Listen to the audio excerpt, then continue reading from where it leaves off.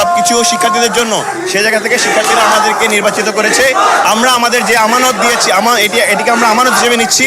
আমরা এই আমানত রক্ষা করার জন্য বদ্ধপরিকর থাকতে চাই এবং আমরা সেই আমানতের পরিপূর্ণ বাস্তবায়নের দ্বারা পরবর্তী জাকসুর দ্রুততম সময়ের মধ্যে আয়োজন করতে চাই।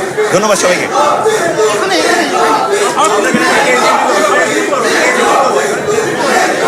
দর্শক, আমরা এতক্ষণ শুনছিলাম যে নবনির্বাচিত জিএস ছাত্র শিবির মনোনীত প্যানেল থেকে যিনি জিএস নির্বাচিত হয়েছেন মাজহারুল ইসলাম, তিনি বলছিলেন যে তাদের এই বিজয় আসলে একটি আমানত এই বিশ্ববিদ্যালয়ের শিক্ষার্থীদের জন্য।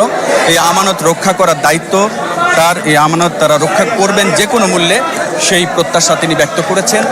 এবং নবনির্বাচিত ভিপি জিতু তিনি বলেছেন যে তার যে প্রতিশ্রুতি ইশতেহারে তিনি উল্লেখ করেছেন, সেই প্রতিশ্রুতিগুলো অক্ষরে অক্ষরে পালন করার চেষ্টা করবেন।